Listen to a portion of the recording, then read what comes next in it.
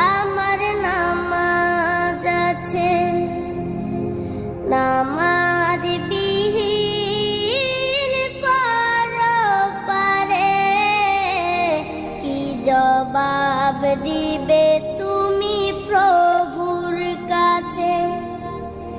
নামাজ